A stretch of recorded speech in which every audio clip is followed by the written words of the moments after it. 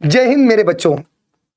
I hope आप सभी बढ़िया होंगे, स्वस्थ होंगे, मस्त होंगे और अपनी तैयारी में बहुत ही बेहतर तरीके से लगे होंगे। मेरे बच्चों, एक आज छोटी सी कहानी के माध्यम से आपको एक चीज बताना चाहता हूं, एक ऐसी चीज जो कहीं ना कहीं हमारे जीवन के लिए भी बहुत महत्वपूर्ण है।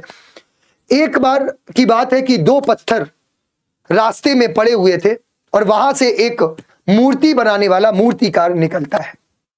वो मूर्तिकार को जब वो पत्थर दिखते हैं तो वो उन दोनों पत्थरों को उठा लेता है और अपने यहां ले जाता है। इसके बाद वो पहले पत्थर पर हथौड़े से चोट मारने का प्रयास करता है, क्योंकि उसको मूर्ति बनानी थी। तो वो पत्थर बुरी तरह रोने लगता है, चिल्लाने लगता है कि अरे ये मेरे साथ क्या कर रहे हो। तो मूर्तिकार को दया आ जाती है और वो उस पत्थर को ऐसे ही छोड़ देता है। दूसरा पत्थर जब उस पर वो मूर्तिकार हथौड़े की चोट मारता है और उसको एक आकार देने की कोशिश करता है मूर्ति बनाने के लिए, तो वो पत्थर कुछ भी नहीं कहता है और उस दर्द को सहन कर लेता है।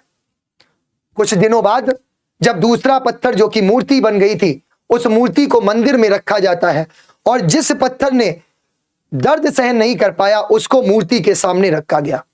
जो भी व्यक्ति आता था उस मूर्ति पर फूल चढ़ाता था, मिठाई चढ़ाता था, प्रसाद चढ़ाता था और उसको नतमस्तक करता था। और एक वो पत्थर जो उस मूर्ति के पास रखा था, उस पर जो भी व्यक्ति आए उस पर नारियल फोड़े और डेली यही लगभग पूरे दिन यही चलता था और वो पत्थर बुरी तरह रोने लगा। एक दिन उस पत्थर ने उस मूर्ति से पूछा कि मैं भी पत्थर था, तुम भी पत्थर थे। आज तुम्हारी लोग पूजा करते हैं लेकिन मेरी लोग पूजा नहीं करते हैं। मुझे डेली मेरे ऊपर नारियल फोड़ के चले जाते हैं, मुझे बहुत दर्द होता है। तो मूर्ति हंसते हुए बोली, उसके पीछे एक वजह है। जब मेरे ऊपर हथौड़े से चोट की जा रही थी तो मैं रोई नहीं, मैंने उस दर्द को सहन कर लिया। आज उस दर्द को सहन करने के बाद ही मैं यहां पर मूर्ति के रूप में पूजी जा रही हूं और तुम उस दर्द को सहन करने की बजाय रोना शुरू कर दिया था।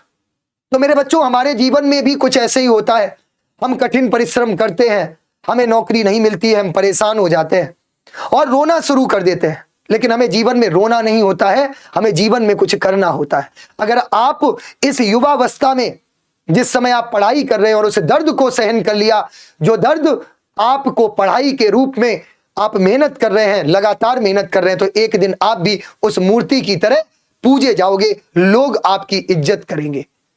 और अगर आपने इस दर्द को आज सहन नहीं कर पाया तो आपको जिंदगी भर उस दर्द को सहन करना पड़ेगा, जो दर्द आपके लिए असहनीय बन जाएगा और पछतावे के सिवा कुछ नहीं मिलेगा।